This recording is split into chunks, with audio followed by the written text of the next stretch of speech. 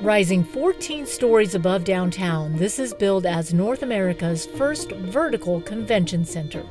Its striking design of steel, glass, and wood is eye-catching, but the amenities inside are what's most impressive. Here are a few numbers that highlight this new $2 billion facility. It has more than 570,000 square feet of event space, more than doubling the capacity of the convention center when you factor in the original building. There's a 58,000 square foot ballroom, 62 meeting rooms, and 2 gigantic exhibit halls. One you can drive a tractor trailer into.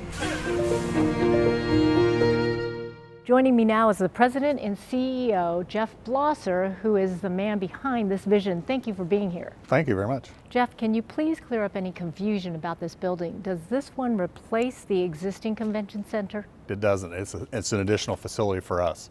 And the reason around that is really because we didn't have enough dates and space in the Arch building.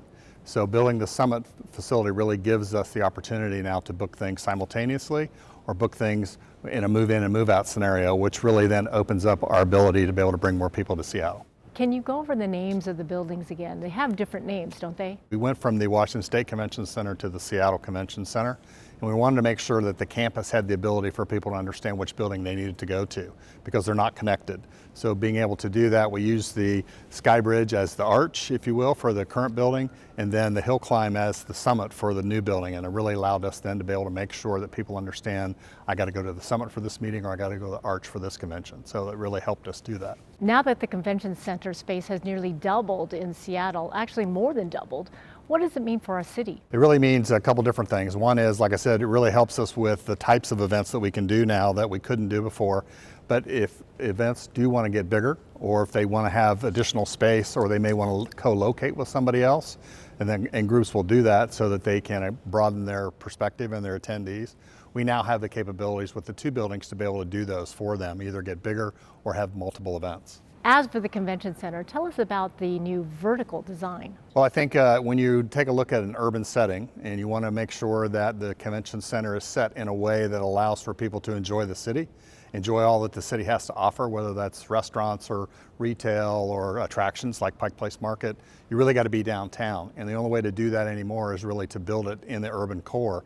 And for us to be able to get the space that we needed, it really had to go vertical. And they have LMN, who's our architects, did an excellent job of being able to put this in the downtown core in the heart of the city, and then go with the space vertically that gives us all the opportunities in the space that we need to be successful. Is there a long wait list? It would be nice if we had that, but we do have a lot of people coming in now, and once the building is open, people want to make sure that everything is ready to go for them. So we're getting a lot of interest both locally and nationally now for the availability of the Summit building, but also just to come to Seattle. And that's what we really wanted to offer, because we were saying no a lot with the other building because we just didn't have the space and dates. Now we can say yes, and when you can say yes, then you get people to come to town. Which is better for the city and better Absolutely. For the economy. Right. I know there are too many to list, but tell me about some of your favorite features of this convention center. Well, there's lots of them actually. I really like the entrance to the building that you see here, which really gives us the ability to have the public to come into where our retail core is going to be, and then the convention center itself. And so we had those opportunities. There's lots of issues in here in this whole building about everything that we've done from a sustainability standpoint. Some of the wood support that you see came from the old Honda building that was built in 1930, so we saved the structure there and we put that in different places of the building. The hill climb is going to be a spectacular location for people to plug in, take a load off, network, whatever they would like to do. The ballroom, which we'll see, is just spectacular. And I think those are the kinds of things that really make some sense for us in terms of what people will see in the building. Glass everywhere. Every corner of this building, you can see a different location of downtown Seattle, which makes it very, very special and very, very different than most convention centers. So those kinds of things, the atriums that are here allow you to see all the way up to the building and down to the exhibit hall, which is really something that's very special and not around any other convention center. So I think we offer those things that nobody else has, and we can showcase those. That's wonderful. Well, Jeff, thank you for agreeing to help us lead a tour today. So we're on our way to the next spot. Sounds good. Let's do it. Okay.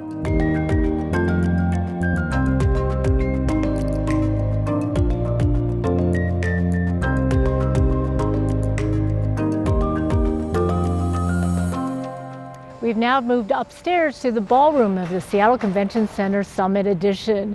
As you see, they're still putting on some of the finishing touches. But Jeff, I wanted to ask you, this is a large room. Tell me what it can be used for. Well, we can use a lot of different things in here. So it's very flexible. And the reason it's so big is so that we have that ability to be able to put in a large plenary session for like 4,000 people, or sit down dinner for 3,500, or you can break this into 3 different rooms so that you can use it for whole different things. It could be a whole different set in each of those 3 rooms. So lots of lobby space out there to be able to function with that way. And so we wanted to make sure that the meeting planner had the opportunity to do whatever they needed to do in this ballroom.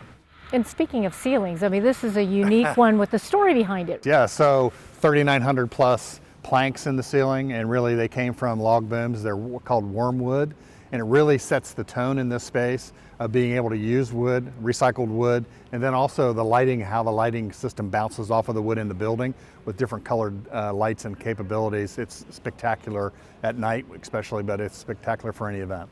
And as people may not know from behind the scenes, this is a very eco-friendly building. It is. Be LEED certified. It is. And we have lots of different options there. We have solar panels on the roof. We buy local with all of our food. We compost everything. It's about 78% diversion rate for our trash as well. So we really wanted to make sure that we had the ability to have an eco-friendly building, one that's going to have a sustainable operation and be very Northwest. And I think we've been able to accomplish that. Thank you, Jeff. We're moving on to one more spot.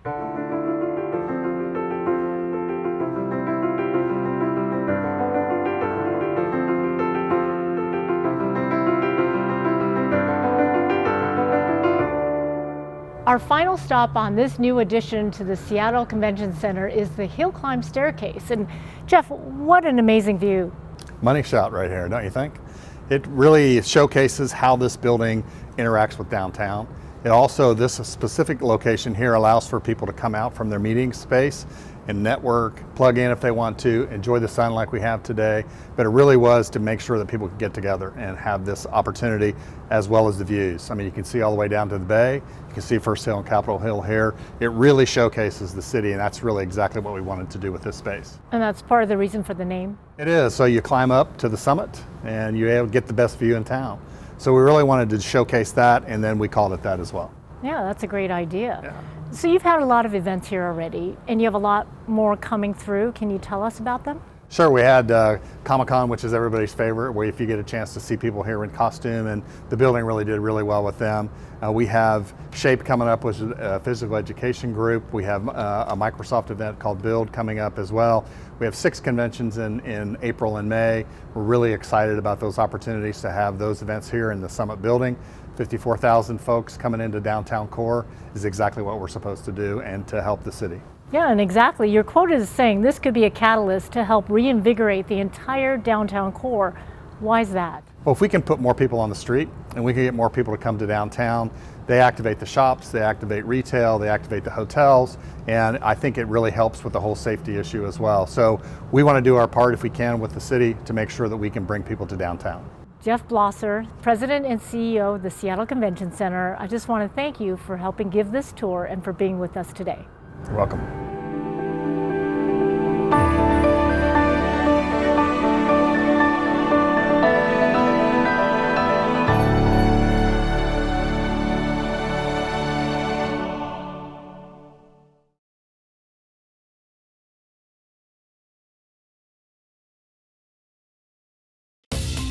Watch CityStream Tuesday nights at 7 on the Seattle channel, or find us anytime online at seattle.gov.